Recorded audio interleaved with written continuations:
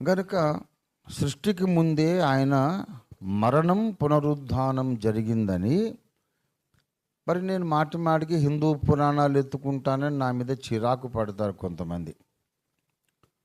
ఇంకెందుక suit వేసుకొని వచ్చావు, గుండు కొట్టుకొని పిలకన్న పెట్టుకొని రాదు, మాటికి హిందూ పురాణాలు అంటావంటే, ఇప్పుడు దానికి దీనికి ఎంత స్పష్టమైనటువంటి పోలికలు ఉన్నాయంటే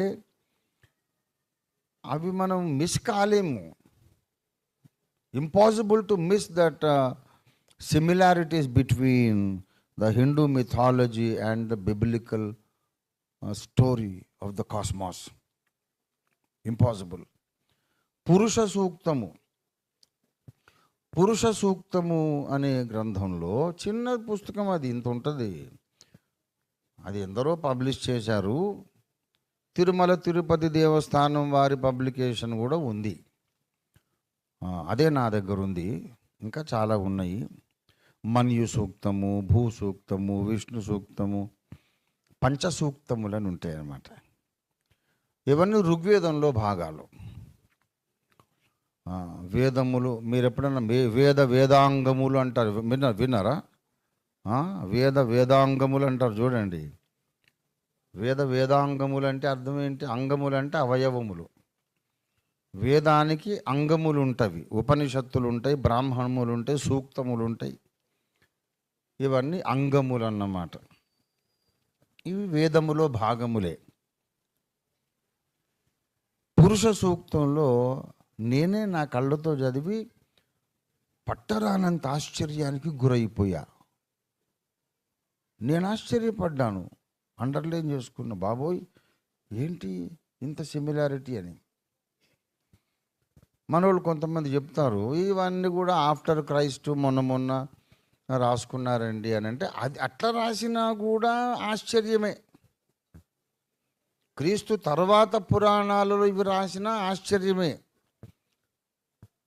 ఎందుకంటే బ్రిటిష్ వారు మన దేశాన్ని ఏలక ముందు బైబిల్ మన దేశంలో ఇంత విరివిగా దొరికిందా?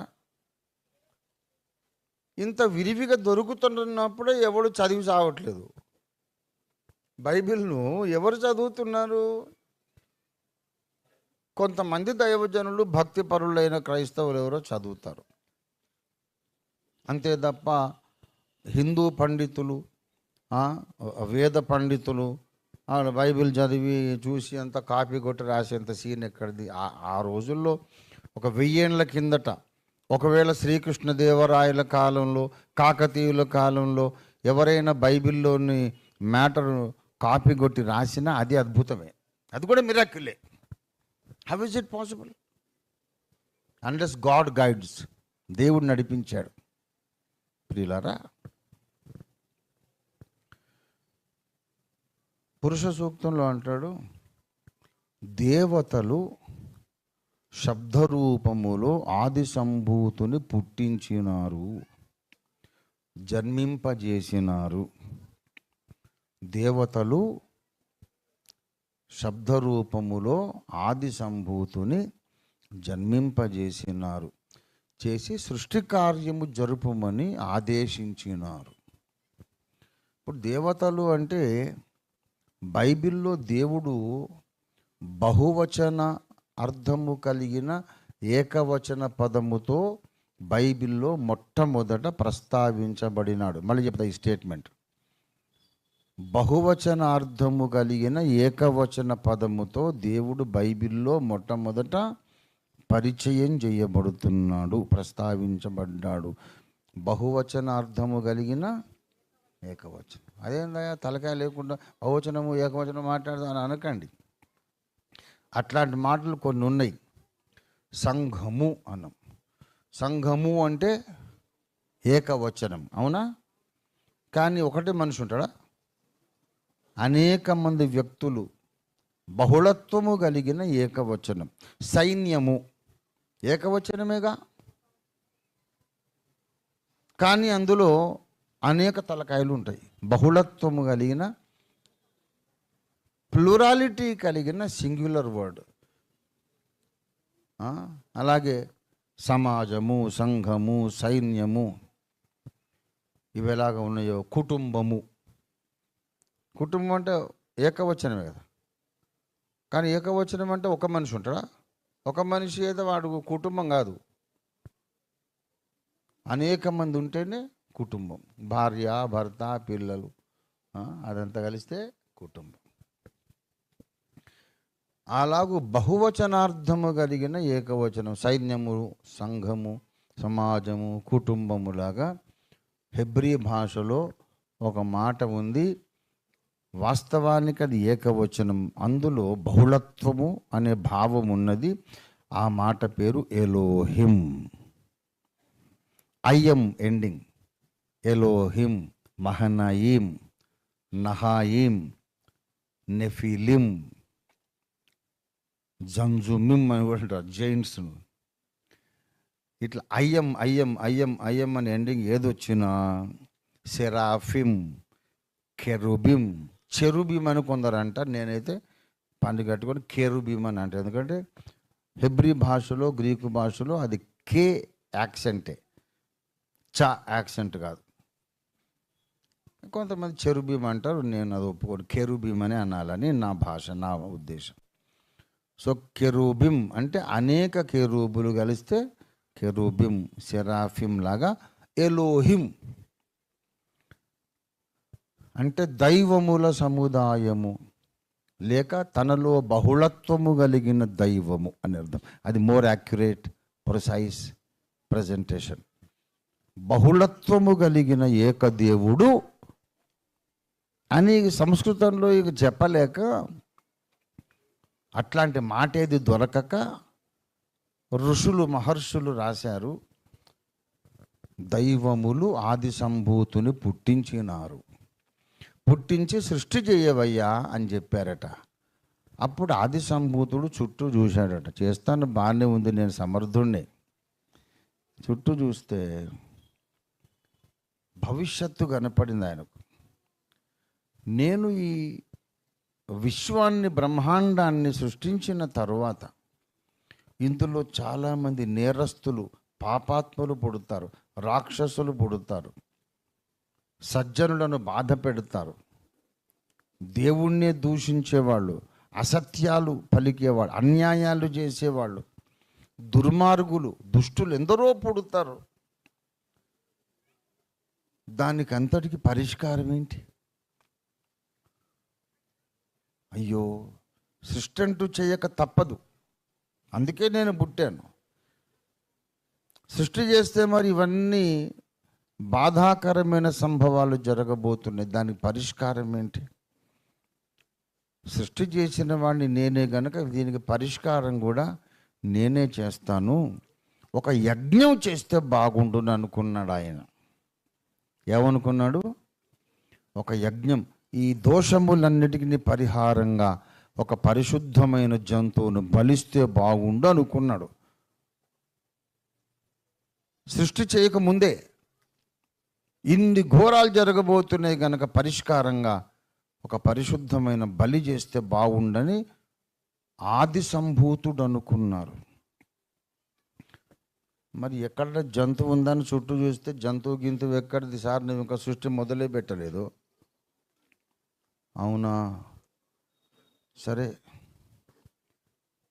సృష్టి ఇంకా చేయలేదు కనుక జంతు బలి సాధ్యం కాదు, ఏ ప్రాణి లేదు, ఉన్నది నేనేగా కనుక బలి తప్పదు, బలి చేయక తప్పదు.